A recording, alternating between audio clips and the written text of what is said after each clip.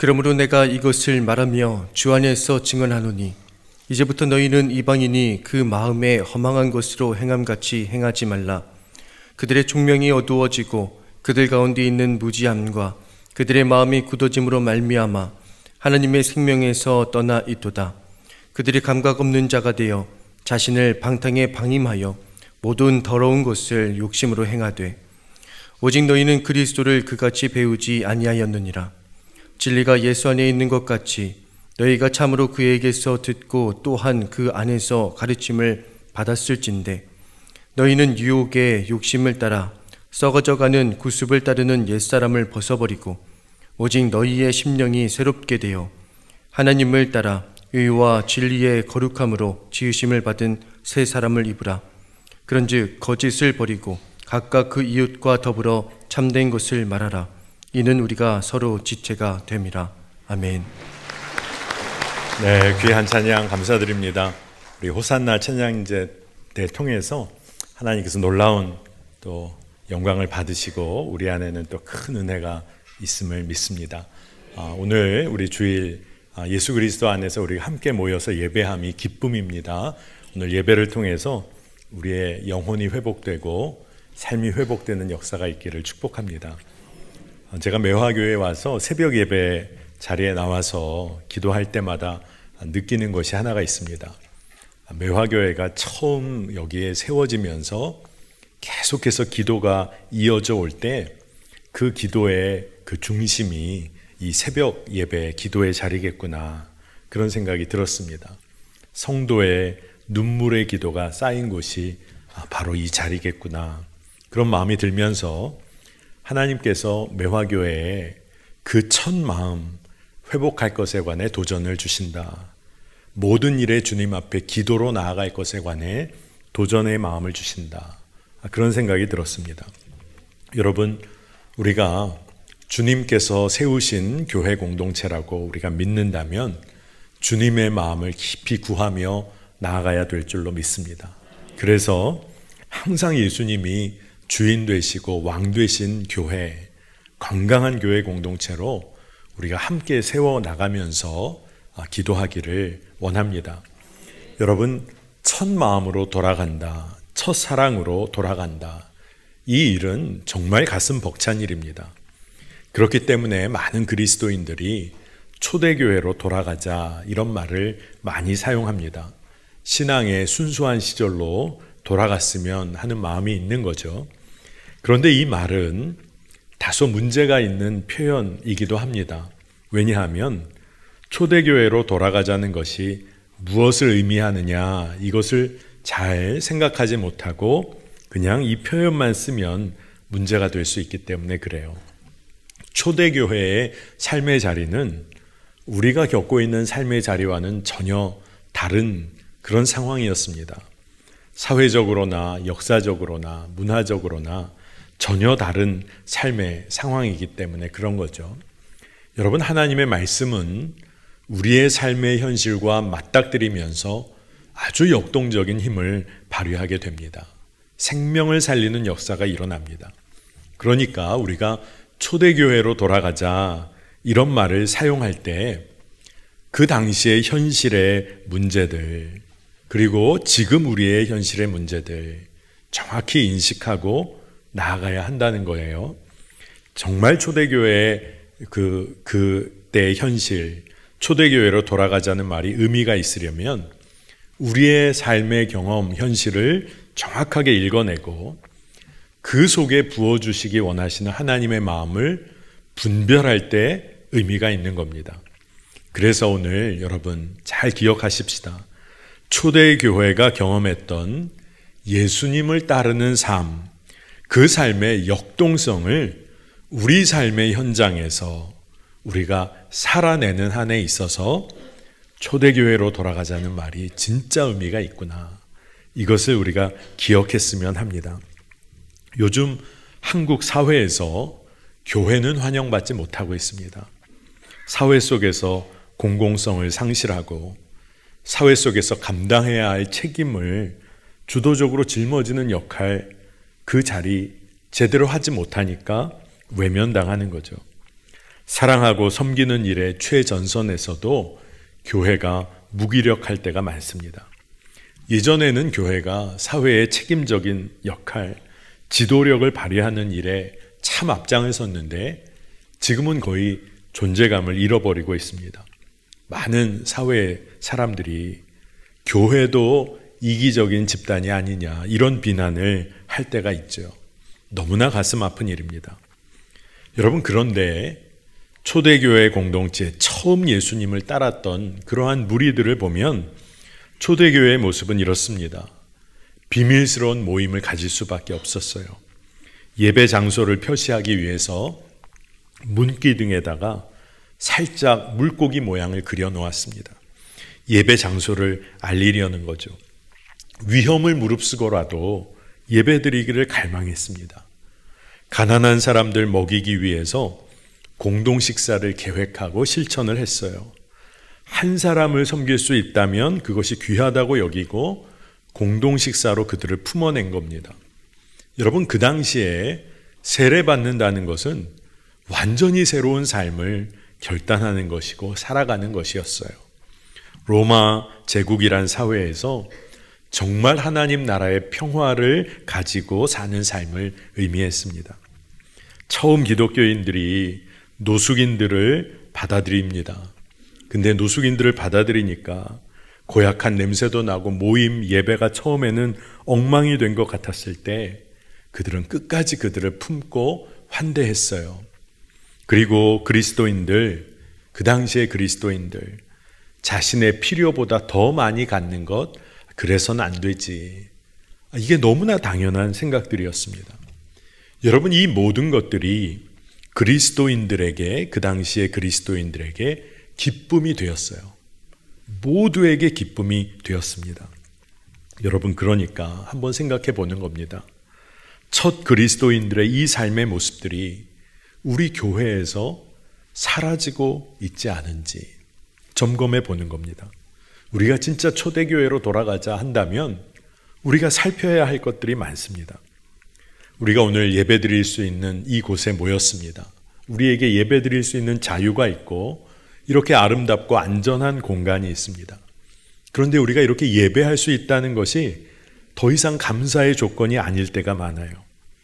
가난한 자를 위한 공동 식사가 당연하지 않고 노숙자를 품어내는 일에 꺼려하고 주저하는 교회 많이 있습니다. 교회는 더 많은 것을 가지고 싶어하는 우리 욕망을 정당화해주는 신앙을 가르칠 때도 있어요. 사랑하고 섬기고 환대하는 일이 기쁨이 돼야 할 텐데 그 일들이 기대가 되지 않고 그 일이 우리에게 기쁨을 주지 않을 때가 많습니다. 여러분, 우리 스스로가 우리가 교회 공동체라고 믿는다면 우리의 삶에 무슨 문제가 생긴 것은 아닌지 점검해 봐야겠다는 마음입니다. 여러분, 한국 사회의 교회, 우리 시대의 교회가 문제를 가지고 있다면 그것은 교회를 통해서 실제로 중요한 일이 일어날 거라고 우리가 전혀 기대를 안 한다는 거예요. 우리의 예배와 우리 그리스도인들의 삶을 통해서 진짜 중요한 엄청난 변화가 일어날 것이다. 이런 기대가 우리 안에 없고 사라진 지 오래됐다는 겁니다. 여러분, 오늘 이 3부 예배를 드리기 위해서 여러분 다 준비해서 이렇게 모이셨잖아요. 여러분 예배의 자리에 나오시면서 오늘 드릴 나의 예배를 통해서 하나님 나에게 말씀하실 것이고 그 말씀이 내 삶을 완전히 바꾸고 새롭게 할 것이다. 여러분, 이런 기대로 나오셨습니까? 여러분, 때로는 우리가 그저 주일이 돼서 예배의 자리에 그저 나와 있을 때가 있어요. 하나님은 예배 가운데 말씀을 통해 내 삶을 완전히 뒤바꿔 놓으실 것이다. 여러분, 이것을 소망하고 기대하고 계십니까? 많은 경우에 우리가 예배 드릴 때 위로받기를 원합니다. 그리고 주로부터 평안함을 누리기 원합니다. 그것이 잘못된 것은 아니지만 여러분, 교회는 편안함과 위로함을 말하기에 앞서서 두려워하지 말 것에 관해 이야기하는 공동체입니다. 왜냐하면 예수님을 따르는 삶, 세상에서 빛과 소금으로 산다는 것은 우리 삶의 예전의 방식을 다 뒤로 하고 이제는 완전히 새로운 삶, 주님으로 인한 새로운 삶을 사는 것이기 때문에 그래요. 그러니 교회는 그 삶을 두려워하지 말라고 이야기하는 공동체입니다. 얼마 전에 건강 관련 다큐멘터리를 본 적이 있는데 그 다큐멘터리의 내용이 운동이 독이 될 수도 있다. 그러니까 건강한 운동은 무엇인지 이런 것을 다루는 내용이었어요. 그 중에 관심이 가는 재미있는 내용이 있었는데 이 운동도 중독이 될 수 있다는 내용이었습니다. 한 젊은 여자분이 운동을 늘 열심히 하는데 몸이 좀 안 좋은 하루, 그 상황을 맞은 하루였어요. 근데 자기 운동 목표를 달성하기 위해서 운동하러 가서 끝까지 운동을 하고 근데 몸이 좀 안 좋으니까 병원에 간 겁니다. 의사가 깜짝 놀랐어요. 이 복막염으로 정말 큰일 날 뻔했는데 어떻게 운동을 하고 올 수가 있냐 깜짝 놀란 거예요. 근데 그 다큐멘터리가 운동을 하면 사람의 몸에서 마약보다 몇 배 높은 통증 완화 물질이 분비가 된다고 합니다. 그래서 사람들이 운동할 때 정말로 몸이 상하는지도 모르고 운동할 때도 있고, 그리고 운동을 마치면 기분도 상쾌해지고 또 뭔가 새로운 느낌을 받는 이유가 이와 연관이 있다는 거예요. 그래서 실험을 한번 해봤습니다. 이 물질을 실험쥐에 투입을 하고 그 쥐의 꼬리에 강한 빛을 쏘였어요. 그냥 일반 쥐, 물질이 투입 안 된 쥐는 그 꼬리에 강한 불을 쬐니까 빠른 시간 안에 꼬리를 치웁니다. 뜨거우니까 그런 거죠. 근데 이 통증 완화 물질이 투입된 쥐는요, 그 화상 당할 정도로까지 오랫동안 빛을 쏘인 다음에 그제서야 꼬리를 치우는 겁니다. 일종의 마취와도 같은 효과가 그 쥐에게 있었던 거죠. 제가 설교 준비를 하면서 이 내용이 기억에 자꾸 나더라고요. 교회가 때로는 이런 마취시키고 마비시키는 역할을 성도들에게 할 수도 있겠구나. 고통의 현실은 외면한 채 마치 다 잘 될 거야. 그래, 편안한 마음 가져. 안전할 거야. 그냥 하던 대로 하면 괜찮아. 교회가 세상의 위로를 전할 때가 있다는 것을 깨닫게 됐어요. 물론 교회는 주님의 마음으로 위로해야 하는 곳입니다. 그러나 그와 동시에 주의 말씀으로 도전해야 하는 곳이에요. 교회에서는 세상의 현실을 바라보며 눈물 흘리는 자가 일어나야 합니다. 자신의 죄인됨으로 인해서 진정 회개하는 자가 세워져야 하는 것이죠. 세상의 악한 현실을 보게 되면 그 상황 속에 빠져들어 마비되고 마취되는 자가 아니라 그것을 깨워낼 수 있는 그런 영혼의 강건함을 가진 사람, 그 영혼을 일깨우는 예배가 회복되는 곳, 바로 이런 곳이 교회인 것입니다. 여러분, 예수님은요, 말씀하실 때 그저 하나님의 말씀을 일반적으로 증거하지 않으셨어요. 매우 구체적으로 말씀하셨고 아주 직접적으로 말씀을 증거하셨습니다. 그냥 뭉뚱그려서 말씀하지 않으셨어요. 매우 정확한 대상에게, 그리고 아주 구체적으로, 그리고 그 뜻을 못 알아들을까 봐 비유를 통해 말씀을 하셨어요. 그리고 그 비유도 못 알아들을까 봐 비유의 뜻을 직접 풀이까지 해주신 때가 있어요. 그 이유가 뭘까요? 그 말씀을 접한 사람들의 삶이, 그 삶의 방식과 방향이 완전히 뒤바뀌어지기를 우리 주님께서 원하셨기 때문에 그렇습니다.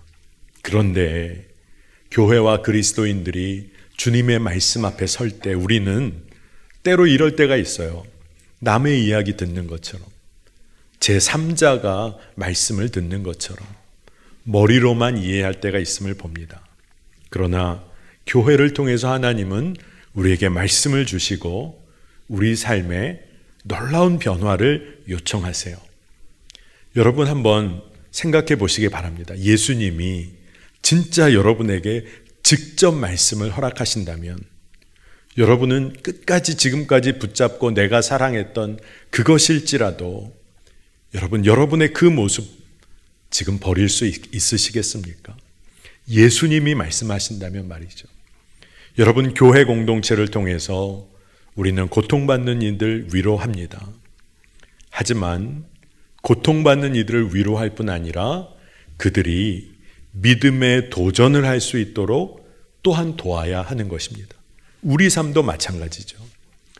편안한 안전지대에 머물며 그저 자기 만족하며 믿음 생활하는 것이 아니라 주님의 말씀을 살아내는 공동체가 되어야 하는 겁니다. 그래서 교회는 기쁜 소식을 전하는 공동체여야 하는 거예요. 고통을 넘어서며 고통을 품어내는 공동체이기도 하지만 또한 기쁜 소식을 전하는 사명의 공동체인 겁니다. 마리아의 찬가라고 여러분 아시죠? 누가복음 1장 46절 이하에 마리아가 하나님을 찬양하며 노래한 노래가 있습니다. 누가복음 1장 49절에서 53절을 보면 능하신 이가 큰 일을 내게 행하셨으니 그 이름이 거룩하시며 긍휼하심이 두려워하는 자에게 대대로 이르는도다. 그의 팔로 힘을 보이사 마음의 생각이 교만한 자들을 흩으셨고 권세 있는 자를 그 위에서 내리치셨으며 비천한 자를 높이셨고 줄이는 자를 좋은 것으로 배불리셨으며 부자를 공수로 보내셨도다. 아멘. 하나님이 얼마나 놀라운 일을 하시는지 하나님을 찬양한 노래입니다. 교만한 자 흩으셨고 권세 있는 자 물리치셨고 비천한 자 높이시고 줄이는 자 먹이시고. 여러분, 하나님이 행하신 이 일, 이 놀라운 기쁜 소식이 세상만 의지하고 세상과 연합하여 힘을 누리던 자들에게는요, 하나님 두려워하지 않고 세상 두려워하며 살았던 사람들에게는요, 이게 진짜 기쁜 소식이 아닌 거예요. 이건 그들에게 나쁜 소식이 되는 겁니다. 왜냐하면 내가 하나님 의지하며 산 게 아니라 세상 의지하고 살았으니 이 노래에 등장하는 하나님의 행하심이 기쁜 소식이 될 리가 없죠.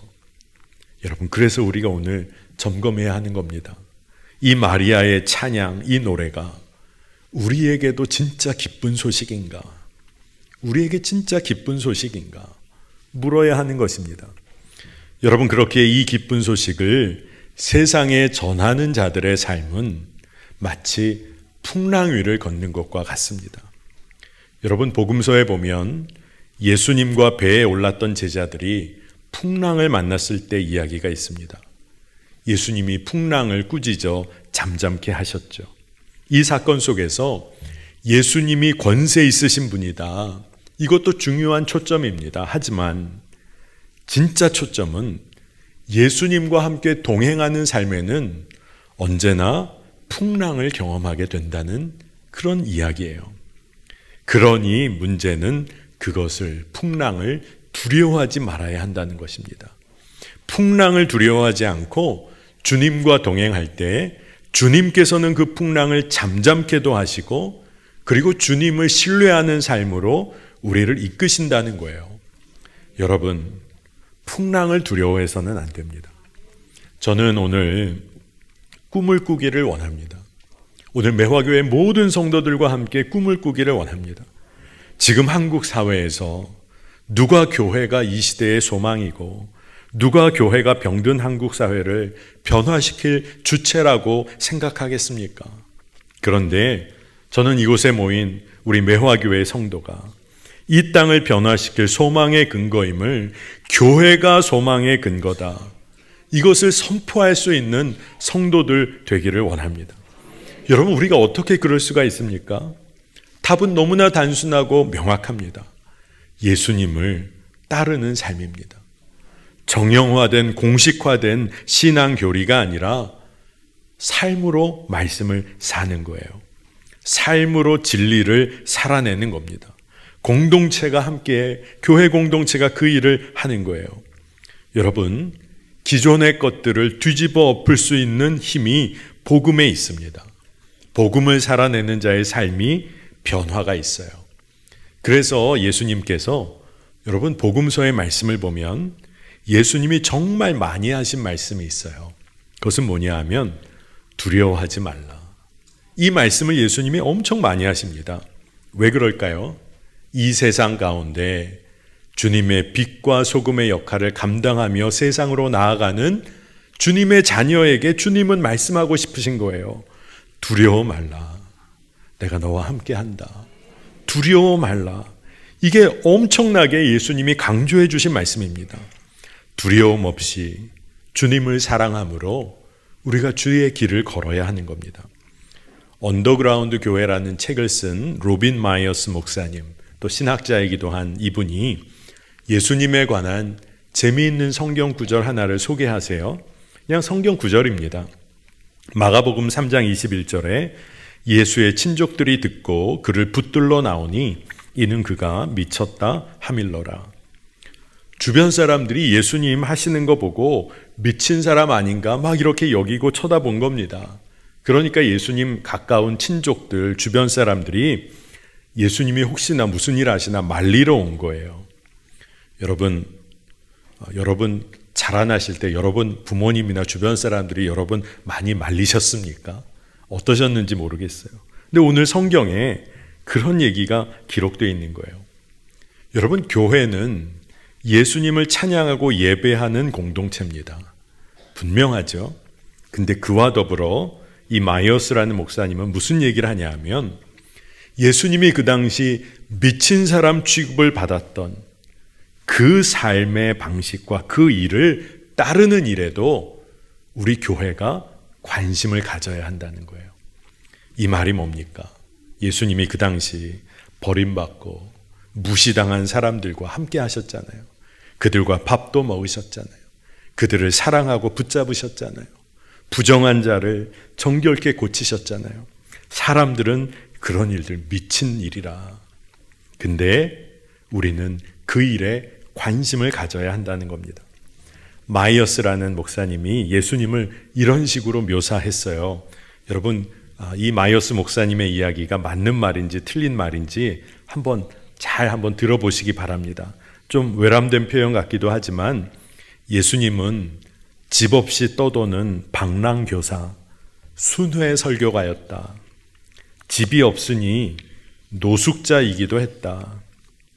결혼 안 한 싱글이었다. 치유사역자이기도 했고 당시 질서에 반하는 비유를 말하기도 하는 어떤 면에서는 로마에 대해서 반체제 인사이기도 했다.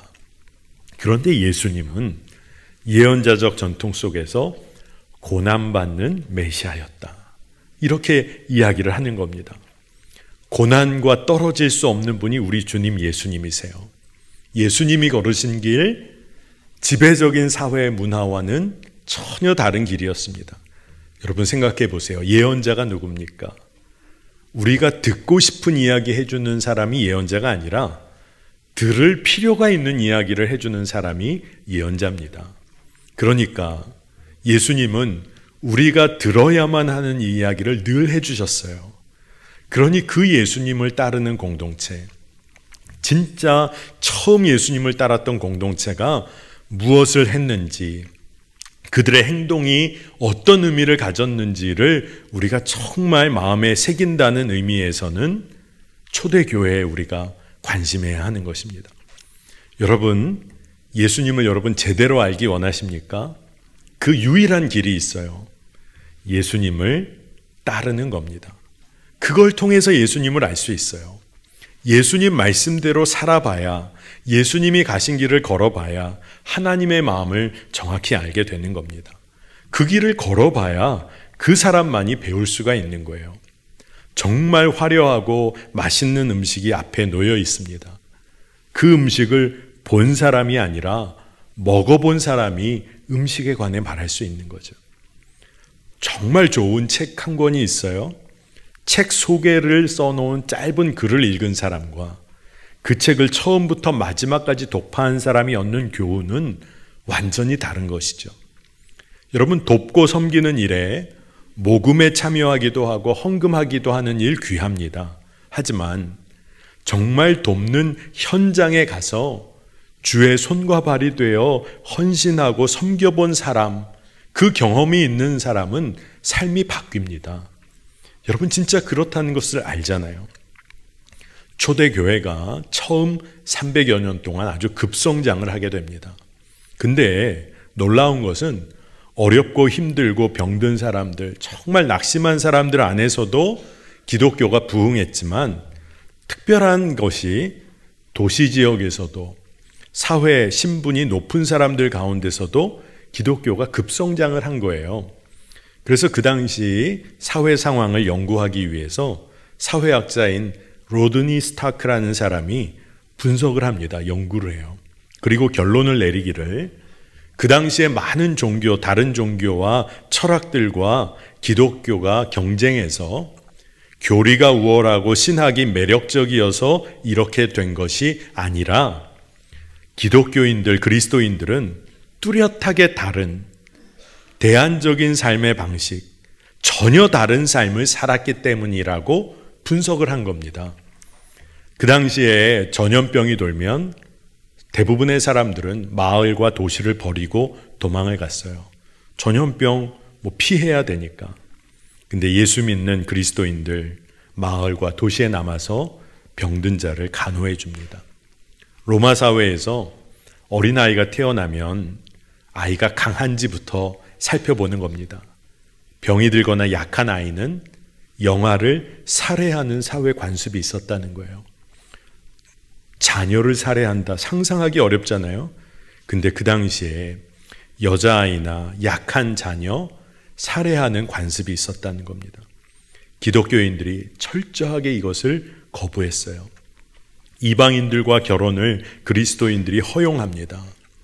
왜냐하면 진짜 가족으로 맞이하고 예수 안에서 복음을 증거한 거예요. 로마 사회 안에서 완전히 다른 삶의 방식을 살아간 겁니다. 그러니까 놀라운 부흥을 경험케 되는 거예요. 여러분, 초대교회의 성도들이 누구인지를 표현해 보면 예수님의 길을 걸어간 사람들입니다. 그래서 people of the way, 길의 사람들, 그 길의 사람들이라고 표현을 한 거예요. 이게 바로 교회입니다. 19세기 초반 미국에서 지하철도 운동이라는 것이 그리스도인들을 통해서 일어났다고 해요.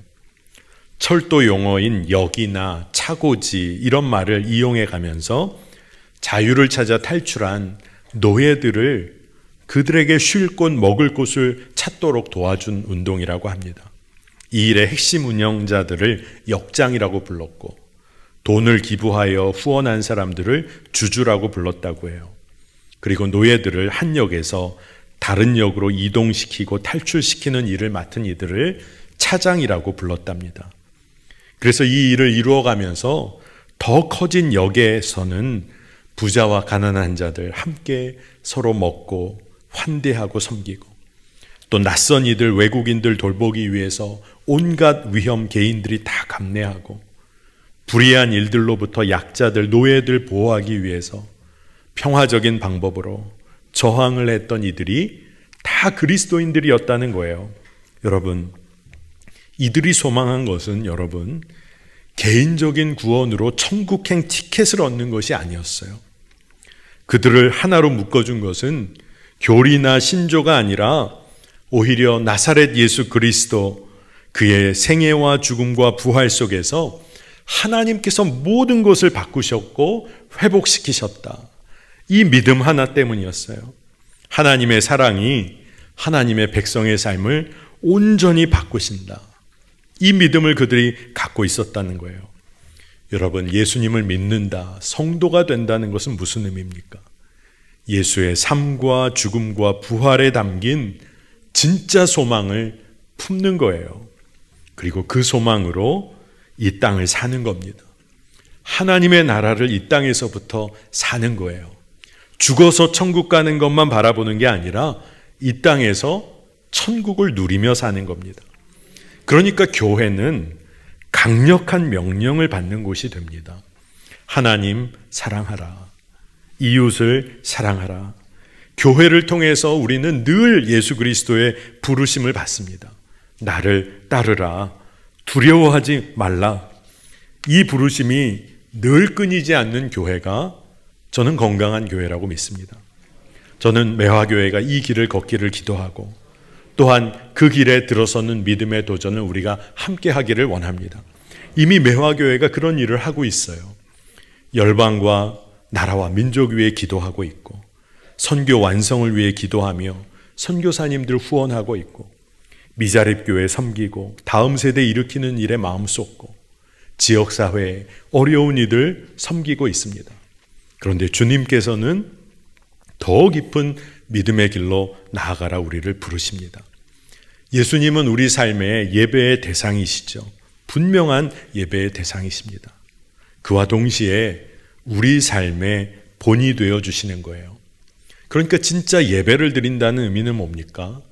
예수님이 걸어가신 그 길을 이제 주님과 함께 우리가 삶에서 걸어가는 겁니다. 삶의 예배인 것이죠.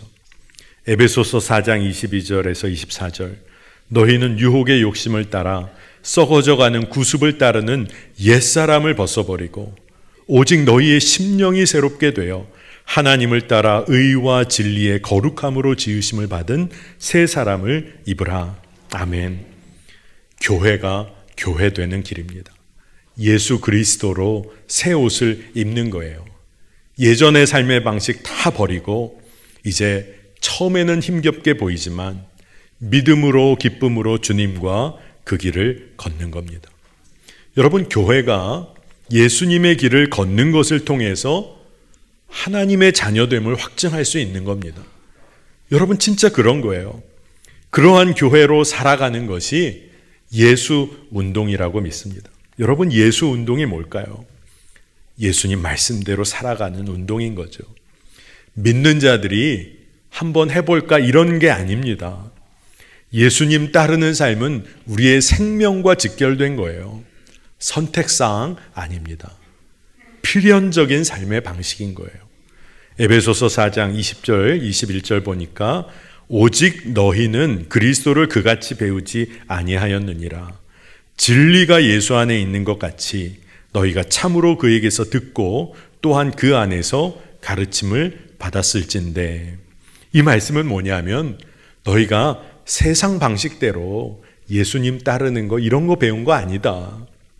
너희는 예수님 따르는 삶이 생명이라는 것, 그것이 진리의 길이라는 것을 너희는 이미 배웠다. 그러니 구습을 버리고 진리의 거룩함으로 지으심을 받은 새 사람을 입으라. 이게 오늘 말씀인 거예요. 여러분, 예수 그리스도 모시고 주님과 동행하는 삶 살게 되시기를 축복합니다. 여러분, 우리가 운동을 해봐도 하루 운동한다고 뭐가 달라지진 않아요. 눈에 띄는 변화 안 보입니다. 그런데 꾸준하게 운동하다 보면 어떻지요? 몸도 달라지고 자신감도 생기고 의욕도, 정말로 삶의 변화를 맛보게 됩니다. 운동 하나 꾸준하게 해도 삶이 바뀌는데 꾸준하게 예수 그리스도의 말씀에 정직하게 반응하면서 살아가기 시작하면 여러분의 삶 변화합니다. 하늘의 위로도 부어집니다. 세상 두려워하지 않고 살게 됩니다. 동역자들 생기고 정말 살아있는 믿음의 증인을 만나게 되고 여러분이 믿음의 증인이 되는 거죠. 이 땅에서 하나님 나라 먼저 살아가게 됩니다. 여러분, 그래서 지금까지 우리가 추구해왔던 편안함, 안락함, 안전함, 그거 뛰어넘는 주님만 따르는 예수 운동을 우리가 일으키기를 원합니다. 내가 붙잡아 왔던, 내가 포기하고 싶지 않았던 그 나의 모습, 주님이 완전히 뒤바꾸실 건 믿고 주님만 따르기를 원합니다. 세상의 가치와 문화 거스르는 예수 운동을 일으키는 공동체 되기를 원합니다. 하나님의 자녀들이 마땅히 누려야 할 존귀한 삶 붙잡고 그거 무너뜨리는 불의한 일에 우리가 맞서는 공동체, 예수님의 공동체 되기를 원합니다. 우리가 살면서 정말로 많은 것을 하나님 허락하셔도 감사하지 못하고 더 움켜잡으려고 만족하지 못하며 살았던 삶에서 이제 벗어나서 풍부해도 처할 줄 알고 비천해도 처할 줄 아는 일체의 비결을 배운 예수 그리스도의 공동체, 예수 운동의 공동체로 우리 매화교회 모든 성도들이 일어서기를 축복합니다. 여러분, 가난한 자, 고통받는 자들이 있다면 그 편에 서는 거 두려워하지 않는 교회가 되기를 원합니다. 사랑하고 섬기는 일에 모든 것을 거는 믿음의 공동체. 여러분, 그 믿음의 공동체를 주님이 기뻐하시고 복 주시리라 믿습니다. 여러분, 세상 두려워하지 않고 주님의 길 걷게 되기를 축복합니다. 우리 함께 기도하겠습니다. 하나님, 주의 이름을 찬양합니다. 하나님의 자녀 삼아주시고 하나님께 예배하며 이 땅에서 하나님 나라를 살게 하시니 감사합니다. 지금까지 세상의 방식대로 내 욕심대로 주님 따랐던 것 회개합니다. 내 욕구와 욕망을 채우는 통로로 예수님 따라 사는 삶, 정말로 그렇게 엉뚱한 길 바라보았던 것 회개합니다. 이제 하나님 따라 의와 진리의 거룩함으로 지으심을 받은 새 사람을 입는 삶 살게 하여 주옵소서. 주님이 보이신 바로 그 길 두려워하지 말고 예수님과 동행하게 하여 주옵소서. 하나님 깊이 사랑하고 이웃의 아픔을 품어내는 자 되게 하소서. 믿음으로만 걸을 수 있는 그 길을 끝까지 걸어가게 하여 주옵소서. 우리의 기쁨이 되시는 예수 그리스도의 이름으로 간절히 기도합니다. 아멘.